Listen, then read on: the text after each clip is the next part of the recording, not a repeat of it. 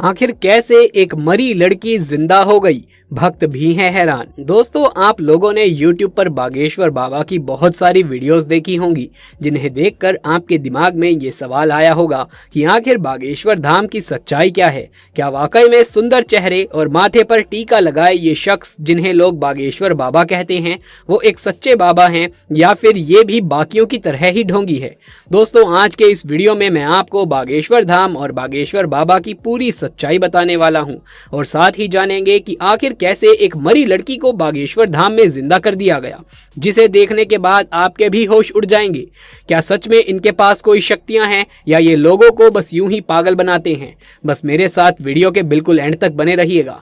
लेकिन हाँ, वीडियो शुरू करने से पहले छोटी सी रिक्वेस्ट है कि चैनल को सब्सक्राइब जरूर कर लें, और साइड में जो बेल आइकन दिख रहा है उस पर भी जरूर से क्लिक कर लें, ताकि आगे आने वाली वीडियोस की नोटिफिकेशन मिले सबसे पहले आपको। दोस्तों, आजकल आपने इंटरनेट पर लंबे बालों वाले, माथे पर चंदन का टीका लगाए प्रवचन देने वाले इस शख्स के बारे में बहुत सुना होगा। आए दिन इनके कुछ वीडियोस भी आपने YouTube पर जरूर देखे होंगे, पर क्या आपको मालूम है कि ये कोई साधारण शख्स नहीं है, बल्कि इनके ऊपर स्वयं बालाजी यानी कि हनुमान जी की कृपा है, और इनके पास कुछ ऐसी शक्तियां भी हैं कि ये लोगों के मन की बात उनके बिना बोले ही जान जाते हैं, और उनकी समस्याओं को पहले से ही कागज पर लिख कर रख देते हैं।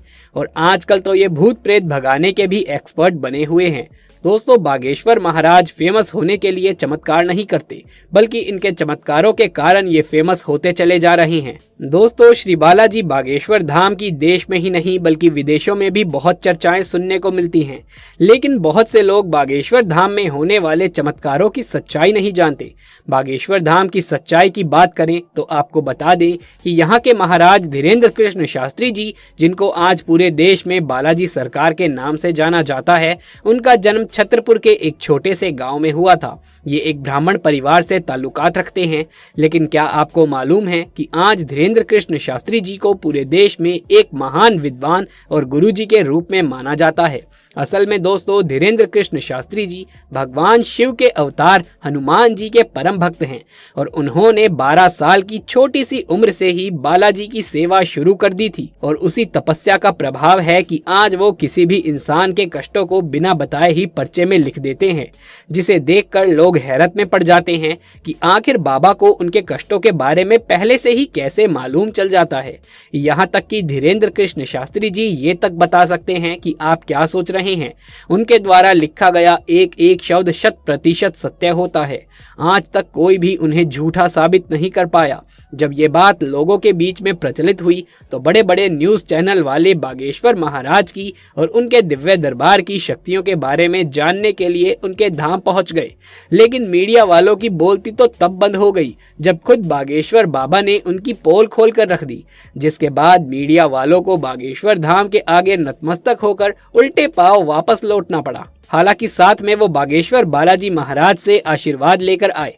बागेश्वर महाराज, जिन्होंने बालाजी की कृपा से हजारों भक्तों का भला किया है और वर्तमान में विदेशों की यात्रा भी कर रहे हैं, ताकि विदेशों में रहने वाले लोगों की सहायता कर सके। आपको बता दें कि बागेश्वर धाम सरकार का एक प्रसिद्ध तीर्थ स्थल है, और यहाँ पर बालाजी सरकार की कृपा है। बागेश्वर धाम के पुजारी पंडित धीरेन्द्र कृष्ण शास्त्री गर्ग जी हैं। ये भारत का एकमात्र ऐसा चमत्कारी धाम है जिसने साइंस और टेक्नोलॉजी को पूरे तरीके से हिला कर रख दिया है कि ऐसा कैसे हो सकता है। कैसे कोई इंसान बिना बताए लोगों के मन की बात जान सकता है और उनकी परेशानियों को पहले से ही पर्चे पर लिख सकता है। कहा जाता है कि बागेश्वर महाराज के ऊपर बालाजी यानी कि हनुमान जी की बहुत बड़ी कृपा है, और उसी कृपा के चलते इस तरह के चमत्कार वो दिखा पाते हैं। और तो और कहा जाता है कि बागेश्वर सरकार का एक अदृश्य सेनापति है जो भूतों को भगाने में इनकी मदद करता है। कहा जाता है कि इनका अदृश्य सेनापति किसी को दिखाई नहीं देता।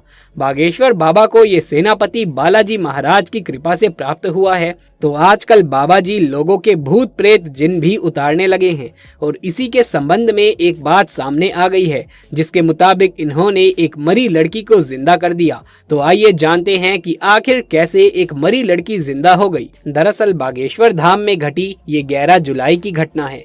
एक माँ अपनी बेटी को यूपी के टुंडला से बागेश्वर धाम लाती है। उनकी बेटी बहुत बीमार थी, वो लगभग बेहोशी की हालत में थी। उनकी बेटी के इलाज के लिए सभी डॉक्टर्स ने हाथ खड़े कर दिए थे कि ये अब नहीं बच पाएगी। लड़की पर भूत बाधा थी। माँ बेटी को जैसे तैसे ही बागेश्वर धाम लाती है। भूत बाधा काफी परेशान करने लगती है। वो लोग जैसे तैसे मंदिर की परिक्रमा पूरी कर लेते हैं। फिर दोनों अन्नपूर्णा के भंडारे के पास पहुंच जाती हैं और उस दिन भीड़ बहुत ज्यादा होती है, जिस कारण माँ बेटी का साथ छूट जाता है और भीड़ में बेटी के ऊपर से 3-4 हजार लोग गुजर जाते हैं, जिससे माँ चिल्लाते हुए इधर उधर भागने लगती है। फिर 1-2 घंटे बाद उसको उसकी बेटी मिल भी जाती है, लेकिन तब तक बेटी की मौत हो जाती है। बेटी को मरा हुआ देखकर माँ जोर जोर से चिल्लाने लगती है और वहां पर भीड़ इकट्ठा हो जाती है। लोग उस बच्ची को देखने लगते हैं। सब कहते हैं कि ये लड़की तो अब मर चुकी है। माँ का रो रो कर बुरा हाल हो जाता है। बागेश्वर धाम का दरबार चल रहा था। तभी वहाँ का एक कर्मचारी वहाँ गुरुजी के पास जाकर उन्हें इस सारी घटना के बारे में बताते हैं। तभी गुरुजी कर्मचारी को भभूति देते हैं और कहते हैं, जाओ इस भभूति को उस लड़की के मुख में डाल देना। फिर कर्मचारी वहाँ लड़की की माँ को भभूति दे देता है और कहता है कि इस भभूति को लड़की के मुख में डाल दो। माँ जैसे ही बच्ची के मुख में भभूति डालती है तो उसके 3 घंटे बाद उसकी सांस चलने लगती है और लड़की सीताराम बोलते हुए खड़ी हो जाती है। दोस्तों, ये चमत्कार, ये शक्तियाँ इनके अंदर यूं ही नहीं आई, बल्कि इसके लिए धीरेन्द्र कृष्ण शास्त्री जी ने कठोर परिश्रम किया है। तब जाकर वो बागेश्वर महाराज के तौर पर पूरी दुनिया में प्रसिद्ध हैं। दोस्तों, बागेश्वर धाम का इतिहास बहुत पुराना है। बागेश्वर धाम की सच्चाई के बारे में बताते हुए लोग कहते हैं कि बागेश्वर धाम मंदिर चंडेल कालीन है और सन 1986 में गांव वासियों द्वारा इस मंदिर का निर्माण करवाया गया था और उसके उपरांत ग्राम गढ़ा के बाबा सेतुलाल गर्ग चित्रकूट से दीक्षा लेकर अपने गांव गढ़ा में प्राचीन कालीन मंदिर पहुंचे। उसके बाद वो राम कथा के साथ साथ झाड़ फूक का काम करने लगे और इसी तरह बागेश्वर धाम चर्चित होने लगा और कई बार विशाल भंडारों के आयोजन भी किए गए, जिसमें बागेश्वर धाम की लोकप्रियता बढ़ती चली गई। आज बागेश्वर धाम को संभालने वाले श्री धीरेन्द्र कृष्ण शास्त्री जी का जन्म 4 जुलाई 1996 को छतरपुर मध्य प्रदेश में हुआ था। जब वो छोटे थे तो उनका बचपन भी साधारण बच्चों की तरह ही बीता। घर वाले आर्थिक रूप से मजबूत नहीं थे, जिसके कारण इन्होंने बचपन में कई सारी परेशानियों का सामना किया। लेकिन हनुमान जी के प्रति इनका प्यार इतना ज्यादा था कि ये हनुमान जी की भक्ति में लीन हो गए, जिसके बाद इन्हें और कुछ दिखाई नहीं देता था। सालों तक इन्होंने हनुमान जी की भक्ति करी और आज हम सभी उस भक्ति का परिणाम देख सकते हैं, जहां बागेश्वर महाराज अपने भक्तों को अपनी शक्ति से एक नया जीवन देते हैं, उनकी दुख तकलीफ दूर कर देते हैं, उनके जीवन से जुड़ी सच्चाई उनके सामने रखते हैं, ताकि ज्यादा से ज्यादा लोग चिंता मुक्त होकर बेहतर जीवन जी सके। यही बागेश्वर महाराज की एकमात्र इच्छा है कि वो जितने भी लोग हो सकें उतने ज्यादा लोगों का उद्धार करे और लोगों के जीवन की सही राह पर उनको ला करके खड़ा कर दे।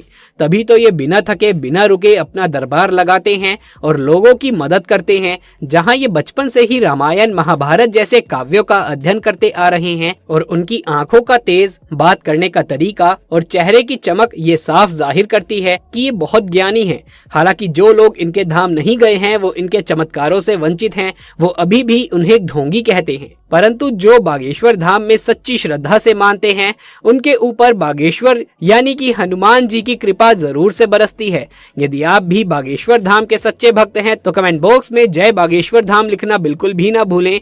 ये वीडियो पसंद आया हो तो इसे एक लाइक करके अपने दोस्तों और रिश्तेदारों में ज्यादा से ज्यादा शेयर कर दें। आगे भी ऐसे वीडियोस लगातार देखते रहने के लिए चैनल को सब्सक्राइब करके पास वाले बेल आइकन को भी दबा लीजिए। जल्द मुलाकात होगी आपसे किसी अगली वीडियो में, तब तक के लिए धन्यवाद।